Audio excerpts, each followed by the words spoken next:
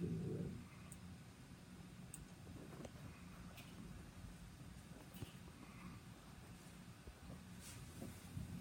When you ready? You know, you got me down. Okay. 1 second. I want you live.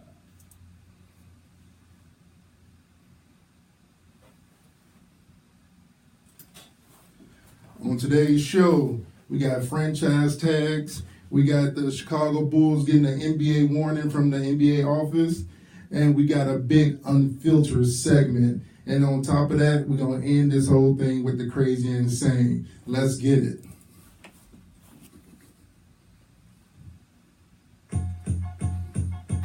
Let's get it. All hard, drop 30. Yeah, touchdown and field goals. Make a game worthy, shoot your lights out, Steph Curry.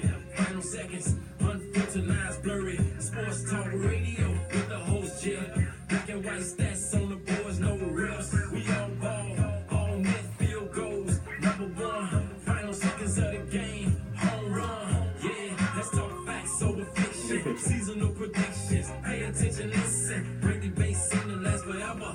All stars, Hall of Fame. It's a new era. Knocking out the park, hear the truth. Through the hoops, Hank Aaron, Willie Mays, Babe Ruth. Great players, it's the topic.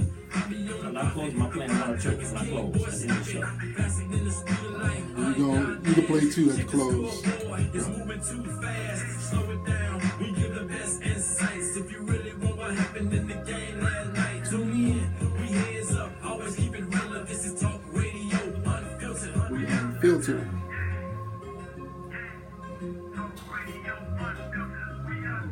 Yeah, we're unfiltered on this show here. Welcome to Final Seconds Sports Unfiltered. I am your host, Jeff, broadcasting live on intellectualradio.com and Facebook Live.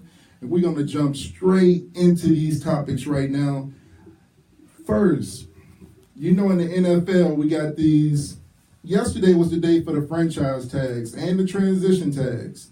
Some players got tagged, some players didn't. So we're just going to talk a little bit about, you know, what happened in those situations.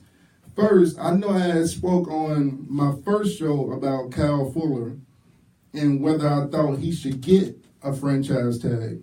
Well, he didn't get that, but he got the transition tag. The transition tag is going to pay him $12.9 million, though. You can't be mad at that. But it gives the Bears, you know, negotiating rights to match any deal that he may go out there and get. So that was a perfect way for the Bears to protect themselves, you know, going into his free agency. So that was a definitely good move by the Bears. And another thing is, I want to talk about Le'Veon Bell. You know, Le'Veon Bell has been wanting to get that long-term contract. He just haven't been able to get it. Pittsburgh franchise tagged this man last year. They turned around and they did it again. When you franchise tag a player 2 years in a row, you got to pay them an obscene amount of money. So he's looking at $20.9 million this year for his franchise tag. But it's actually a chance that he may not sign it. He's really stuck on the whole thing where he wants his long-term contract and he wants to be paid as the top back in the league. I ain't mad at him. I get it. You know, if that's what he's going to do, that's what he's going to do. Hey, turning down that $20.9 million be pretty tough, but hey, you got to do what you got to do to get those, you know, those nice contracts that's going to, you know, take care of you for a lifetime. And you know, in the NFL, nothing is guaranteed, so that whole thing is always iffy. So football players, hey, get what you could get when you could get it, because you know once you can't do it no more, they don't care nothing about you. You know, this week we've been going through these little rumors about Jarvis Landry to the Bears. This would have to be the worst thing ever to entertain. For one thing, Miami, they offer him a franchise tag, but I got a strong feeling they're going to pull that tag back. They don't really want to pay that man that type of money. They got to pay him almost $16 million, be a slot receiver. They don't want to pay that man that type of money. So I really feel strongly that they're going to pull this tag back. Plus, to even mention trading him for Jordan Howard and to swap first-round picks. I know things have changed since then, but there's no way I would make that type of trade. I had my criticisms of Ryan Pace and what he's doing. If that man even had the nerve to make a trade like that, that just proves my point. He cannot make a good decision. So we'll see what happens with that. Hopefully he's smart enough not to do that. I would like to know what everybody else think about Jarvis Landry. Do you think he'll be a good fit? I say why trade for him? Miami going to release him anyway. Then you could get him on a little cheap one-year deal if you want to do that. But don't go just spending all your money, $16 million for a slot receiver. We can't do that, especially after you decided not to pay Alshon Jeffrey and you let him walk away to Philadelphia. So with that, man, you better not even think about a Jarvis Landry. We got to make better decisions in this organization. I hope that these are just rumors. I really hope they're just rumors because we cannot go this direction when it comes to free agency. Ryan Pace missed on a lot of free agents last year. He picked up a lot of people he shouldn't have picked up. I hope he learned his lesson from that and he's not falling back into that trap of going down that road again because it's not going to be good for us if he goes down that road. You got a lot of other things out there you could get, but this whole Jarvis Landry thing, just dead it. Let it go. Don't even deal with this whole situation because, man, it just is what it is. He's a slot receiver. He's not going to give you no more than that. He's a feisty receiver, but he ain't worth that type of money. But, just a little quick take on the NFL to move on. The NBA, I talk to everybody about the big-time tank, wanting my Bulls to tank. Why is the NBA messing with us? They're going to send a warning down to the Chicago Bulls telling them that they got to play their starters. They can't sit and rest them. When the Bulls first did this, they said they did it for the reason of to evaluate their young talent so they could go into the next year and see what they have. Now the NBA is trying to tell them they have to play certain players. Man, stay out of our business. Leave our organization alone. We need that high draft pick. We don't need to be, told what we have to do. We never said the word tank, so don't get on us about that. Let us get our draft pick. They've been doing it for years. I know they're trying to crack down on it now, but to try to tell somebody what you should be doing, like how many minutes you should be playing somebody, that I don't see that. I see somebody chimed in, they want to talk about, Alshon and Landry. So they got two different issues. Alshon never played a full season, so you couldn't pay him. I wouldn't mind having Jarvis, but not for $16 million. Again, I like Jarvis Landry, not for $16 million though. I'm not paying that man $16 million. It just ain't gonna happen. He's not worth it. Alshon had his injuries, but this man is a Super Bowl champion now. Big time catch in the Super Bowl. He doing this thing. Alshon always produced for us. He had the little nagging soft tissue injuries, but this man always produced for us. To let him go and not have anything to replace it, that's an issue. You put all your eggs into one basket on a Kevin White who hasn't proved anything, hasn't proved nothing. So now he goes and get hurt again. If you ask me, I would be done with him. I would just cut him and I would be done with him. But you go and you put all your eggs in that one basket. I understand you were looking at big things from Cameron Meredith. Yeah, I like Cameron Meredith, but he had the ACL injury. So now we got to fill these spots at wide receiver. And, man, I do like Allen Robinson. I know he's coming off of ACL also. But we gotta check his medicals and see if he's healing right and that if he's worth taking that chance on, because our quarterback needs somebody to throw to. But like I said, once Miami pulls that franchise tag back, and I'm telling you, they're going to do it. They did it to Oliver Vernon. Once they pull that franchise tag back, Landry is going to be out there trying to get whatever he could get. That's when you offer this man, I'll give him 10. I'll give him 10 to come play for the Bears. But don't jump the gun. Don't be the same way you were when you in the draft where you traded up for no reason. So don't jump the gun and run and get Landry when he's going to be there. Trust me, he's going to be there. They're not going to sign him. They're going to let him go. So just don't jump the gun. Be patient about it. And, he'll fall right into your lap. Some of the best GMs are patient.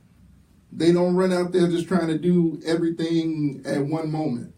So just be patient about it. I got another comment said, no, he didn't always produce. He had moments, but he wasn't worth the re-sign for any substantial money. I have to disagree with you there. Like I said, with what we had and what he did for this team, you got to realize Philly didn't give him a lot. Philly didn't give him a lot. It wasn't going to take a lot to keep that man here. Philly didn't have to pay him much. You mean to tell me we couldn't up Philly's offer and give him a 3-year deal worth a little bit more money per year? So, like I said, Philly didn't give him a lot, but I'm disappointed about Alshon being gone. But hey, that's what it is. Don't make this mistake on Landry though. Not for no $16 million. Let's wait for Miami to turn their back on them, and then we can pounce on them and try to get him in here, and for a nice little deal on top of that. So let's just be patient. Let's not go all crazy with this thing, and we'll see what happens. Now, the fight from this weekend that I talked to you guys about last week, Deontay Wilder. Now, Deontay probably being maybe a little bit too cocky in this fight. Deontay almost got it handed to him. I see him standing up there act like he cocking the fist back, and this big dude just waiting for him. And man, it looked shaky in that round. I thought he wasn't gonna survive that round, but he survived it. I gotta give him credit for that. And I like Deontay. I'm a fan of Deontay, but he has to go in there with more focus. And I know this wasn't the fight that he wanted, but he has to go in there with more focus no matter who's in that ring with him, because he almost lost that chance to get that matchup that he really wants. And also you guys can also call in if you want to. You can call in at the show 708-223-8953.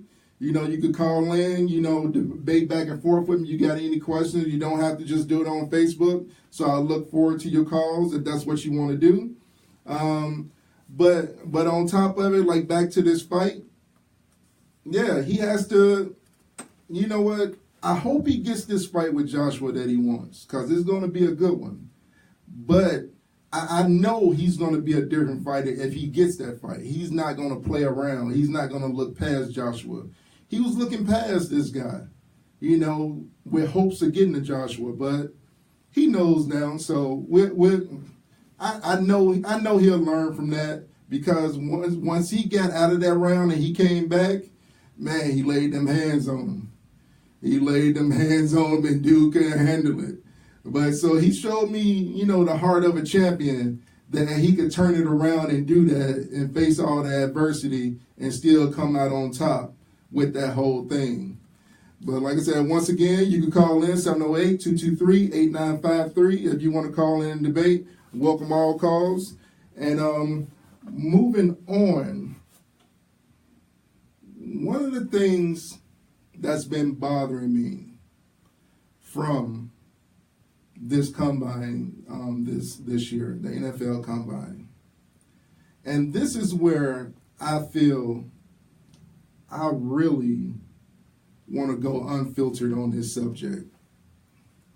Now, why is it that you have our black quarterbacks that come out of college, and because they have speed, because they're athletic, because they have all these other things, that they're always trying to change them into wide receivers? How come we can't be the quarterback? You know, do you ever see them changing other people who's supposed to be a quarterback, trying to change them into a wide receiver? And I'm not trying to make this is not a racial thing. I'm not trying to make it a racial thing. It's just more of the way that you think of our athletic abilities.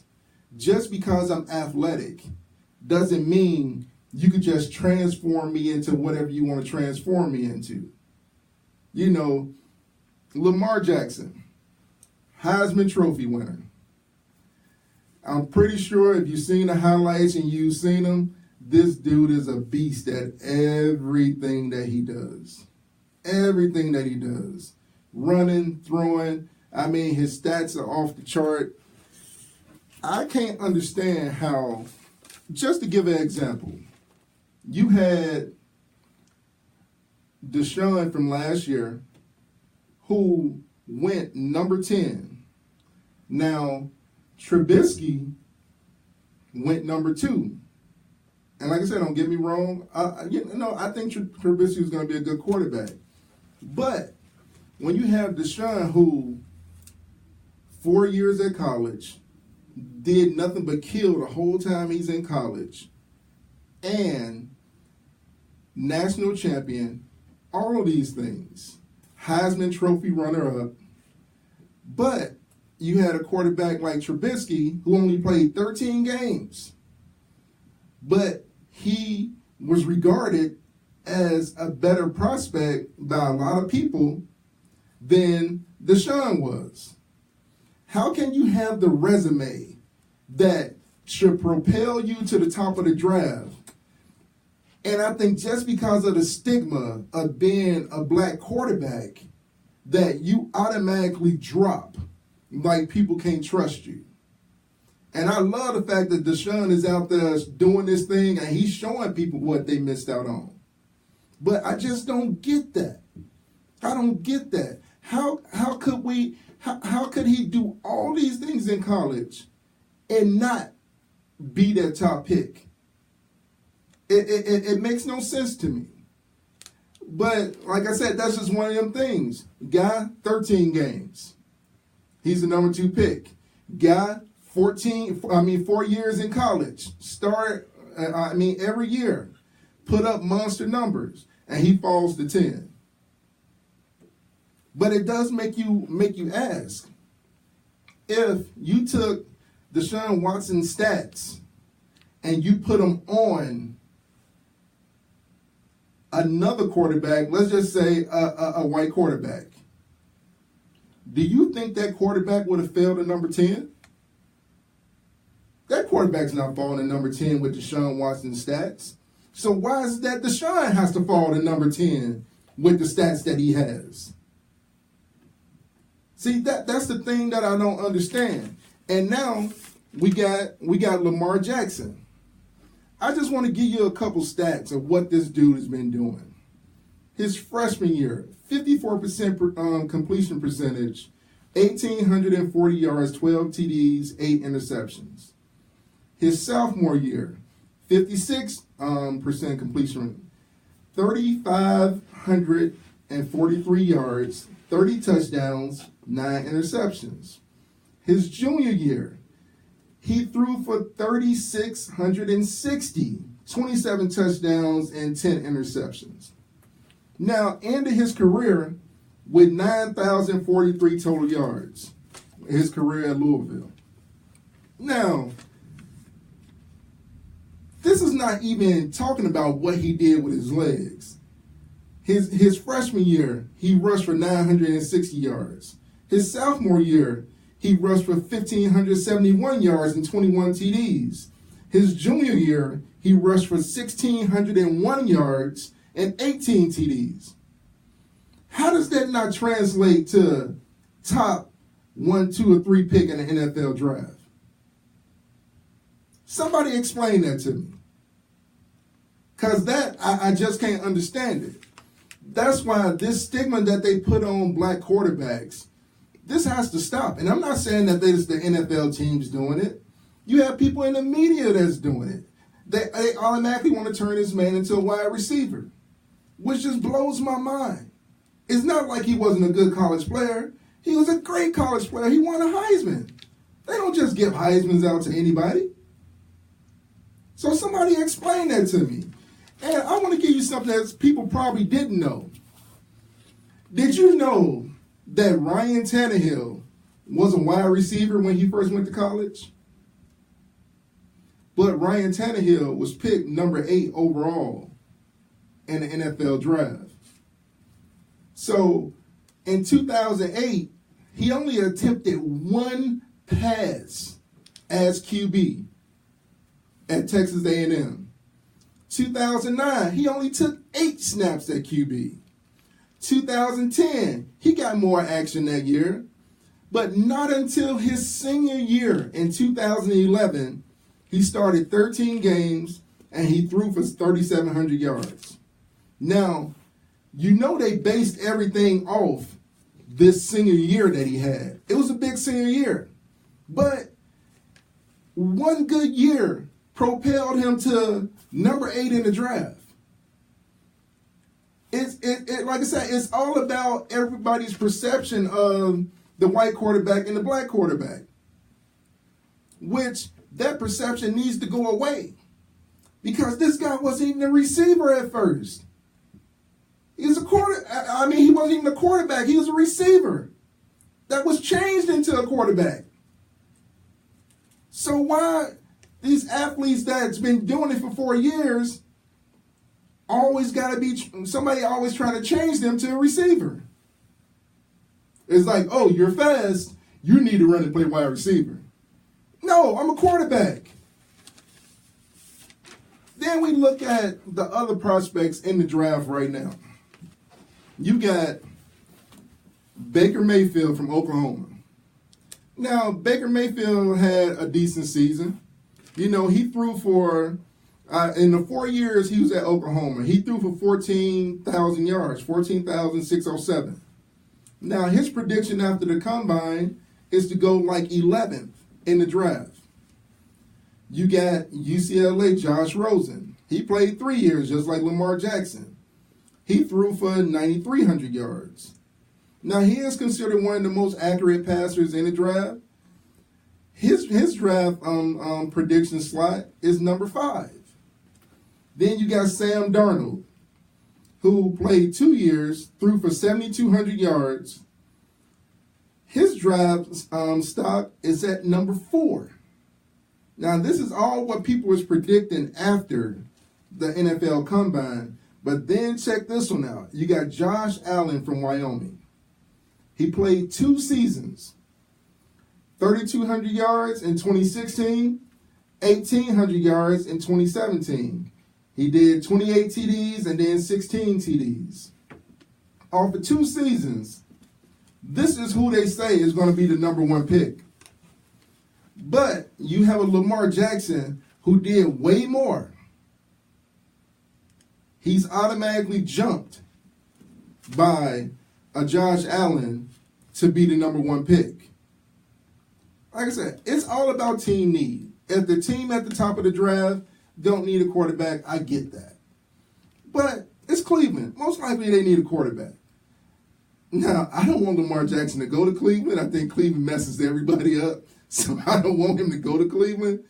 But it's just the fact of the whole thing. It's like, how much do you have to do as a black quarterback to get that same respect? And like I said, don't take it wrong. This is not a racial thing. I'm not making it a racial thing. It's just all about the stigma that you put on the black quarterbacks, why they can't get that same recognition. They're putting up great stats. Why they just can't get the same recognition. That's the only thing that I'm not understanding. You know, that has to change. That whole thing has to change. You know, I wonder what anybody else thinks about that. When it comes to Lamar not getting his due. They saying that he might go anywhere from 15, maybe fall into the second round. Man, how crazy is that? I remember before the Bears drafted Trubisky, I was hoping we could be at the top of the draft to get this guy when he comes out. I know we're not going to get him now because we already drafted a quarterback. But it's just the whole thing with that. Man, it's like, what else do he got to do? If you don't know about him, go check his highlights. If you don't walk away impressed, I don't even know what's in you, because he won't do nothing but impress you with these highlights, you know, and what he does in college. Well, like I said, you know, just to find this stat on a Ryan Tannehill, I had no idea this guy started college, you know, as a wide receiver. But now to see, man, you had 1 year and you turned into that. It's like, okay, okay, that's I don't know if anybody could do that, but okay, I get it. You know, you went off of what you thought you saw with him. You know, but you know that's one of those that's my unfiltered that I wanted to talk to everybody about, because man, it's been eating at me. When I heard they were trying to turn this man into a wide receiver, I lost it. I couldn't believe it. And then to turn around he refused to run his 40-yard dash at the combine just because he didn't want anybody thinking anymore that he should be a wide receiver. Why do he got to refuse to run his 40-yard dash so y'all could not think of him as a quarterback and try to make him a wide receiver? I commend him for standing up for his and not giving people that extra to talk about, like, wow, look, 4.3 speed. See, he should be a wide receiver. No, we can't do that. We can't do that. This guy he's done all he needed to do, you know, at Louisville to really have the chance to be up there at the top of the draft. You know, no knocks against these other quarterbacks, because all of them have great qualities, but just treat this man, you know, and you know, treat him right. Treat him just like you treat everybody else. Look at what he did. Look at his stats. And you know, and go off of that accordingly to what you think about him. You know, so if you want to, you know, comment on that, feel free to comment on that. I just had to get that off my chest about what's going on with that whole thing. But I want to run back into the NBA. I was sitting up watching the OKC Houston game last night. This Houston really looks good right now. They really look good. When you don't have James Harden on the floor, you got Chris Paul on the floor. So you're never getting a break from a all-star playmaker that's out there just controlling that team, you know, keeping them going. You just don't get a break from it. Now, like I said, Houston is on a 16-game winning streak right now. But this game last night, I thought it would be a closer game with OKC and Houston. But I realized OKC play a lot of one-on-one basketball. A lot of one-on-one. They come down court, Paul George, one-on-one. They come back down, Westbrook, pull up for three, one-on-one. And then here comes Melo. It's my turn. I got to go one-on-one. No, I don't see no sets being ran. I don't see them helping each other, rolling off each other, playing off each other. It's one-on-one basketball ain't going to beat nobody. It ain't going to beat nobody. And I like what they put together over there in OKC. So if these guys are not playing team basketball, where does this blame go? This blame goes to the coach, Billy Donovan. How could you have all that talent and don't have these guys rolling on the same page playing team basketball. It's almost like you just sitting back and say, know what, use your talents, go do what you do. I'll sub somebody in when you need a rest. I don't get it. I don't get it. As a coach, that's your job, to coach. You got to sit up and coach these guys so that they can play some team ball. Because all this one-on-one, and Houston just exposed it. Houston exposed it. Because when you got James Harden out there, he's a scorer and a playmaker. You got Chris Paul out there, he's a scorer and a playmaker. They're looking to get their teammates involved. So while they're getting all the involvement from teammates, and they're getting these guys, buckets and everybody scoring, so now it's like I got my starting five and maybe two off the bench that we're all scoring, and you got your three guys trying to beat all of us. Man, you can't win in the NBA like that. I hope they realize something. I would love to see OKC fix that and become a better matchup in the playoffs. Because I really believe they can make it a really good series if they could become more team oriented. But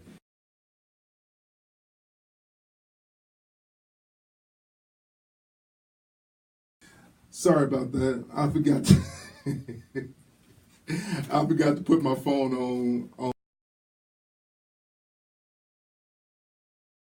I can't believe it. Oh my God. Anyway, but like I said, these guys just have to.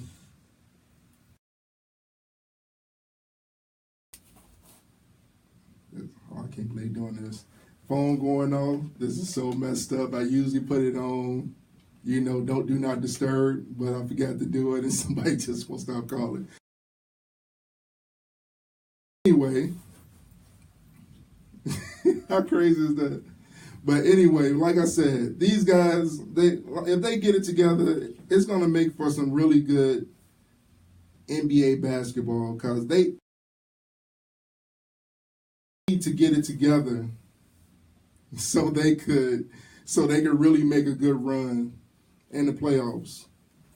So, but like I said, NBA is going to be exciting regardless.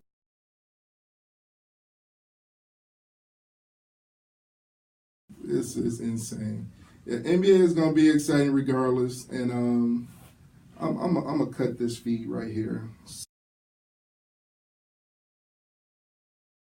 Yeah, but like I said, NBA is still gonna be exciting. You still got a lot of good teams, a lot of competition. I have no confidence in Cleveland. They have been there every year, but I have no confidence in anything that they could do. So.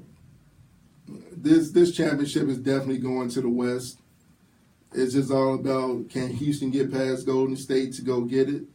Toronto's having a great year, but Toronto has always been one of them teams where, yeah, they have a great year, but then in the playoffs they just can't get it done.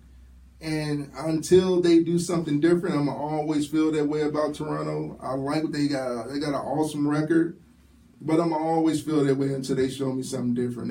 They got to show me something different before I start to believe them. Then you come to Boston. Boston's just not ready yet. So between Boston, Toronto, one of them may go to the ship, but when it comes down to it, you're not going to be able to do anything with a Houston or Golden State when it comes down to it. So that's just my feelings on that whole thing. And I'm trying to read some of these comments right here. I see Marcus said they feel a black quarterback can't read a defense or process an NFL offense.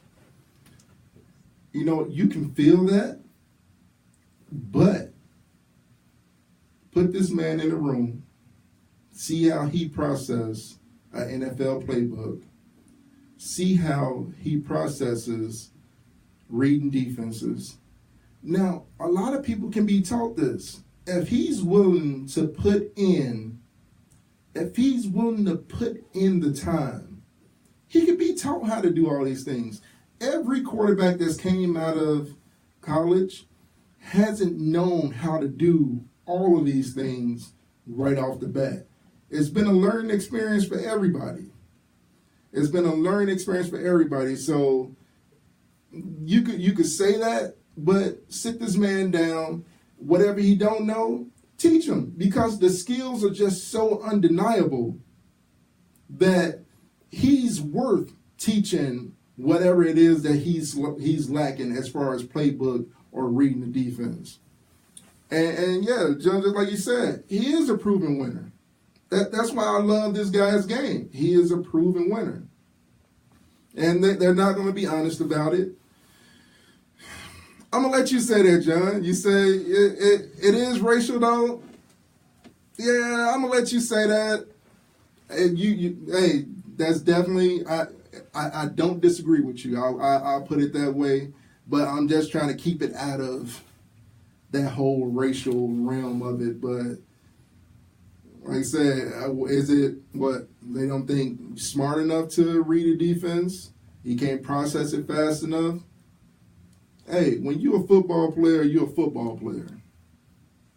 And when you know how to play, you know how to play.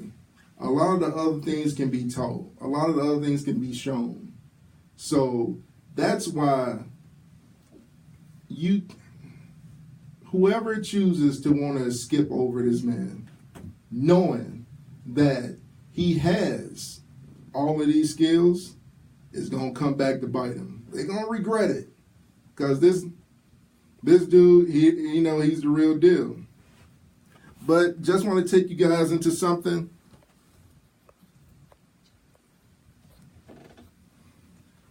I want to take you into my final segment called The Crazy and Insane. Now, this is a story coming from me and my wife's own personal experience. Now, we took a trip to the Dominican. We went to Punta Cana. So we was there for a few days. So I said, when we get there, I want to go parasailing. I've never been parasailing. I want to go parasailing. So we got up one morning, went on the beach, paid our money. So he had this one boat pick us up to take us out to this other boat that has the parasail on it. So we get out there.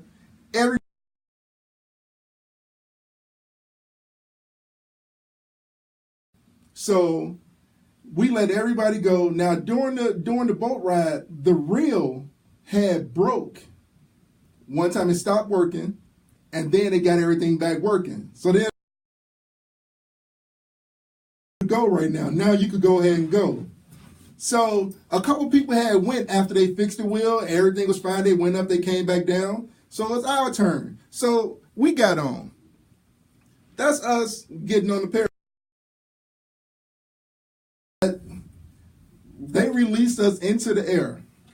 And I mean, we were high. We were so far up there, it was kind of uneasy to be up that high.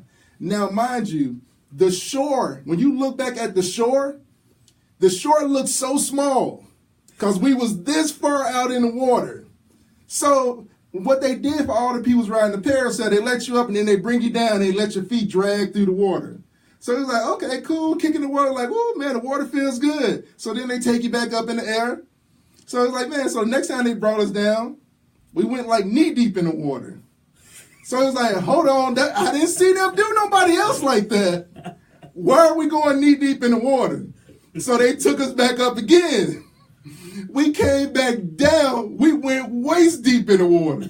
So now I'm screaming at the boat. I'm like, y'all better stop playing. Y'all better stop playing. So then we go up, we come down. Next thing you know, we're in the water. Wow. We're all the way away from the shore. The waves are so high that as a wave come to you, you can't see in front of you. The waves are so high. So now I've always known, I got on a life jacket. Don't panic. Just stay on your back. Keep your head up. You stay afloat. So I'm on my back, and I'm just trying to stay afloat.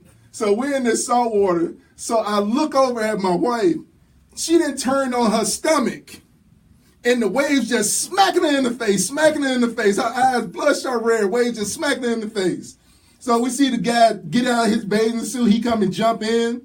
and the boat pull around, and I get up and I pull her up, and we get back on the boat, and I look over at her, and I'm like, why didn't you stay on your back? Why do you turn on your stomach? Your eyes are bloodshot red from all this salt water now. She talking about, I was looking for sharks. I'm like, if you see one, what are you going to do? You might as well try to calm your nerves and don't even look for a shark. But it's like, if you see one, what are you going to do? So it was just one of them things where it was a scary situation, but we made it back to shore okay.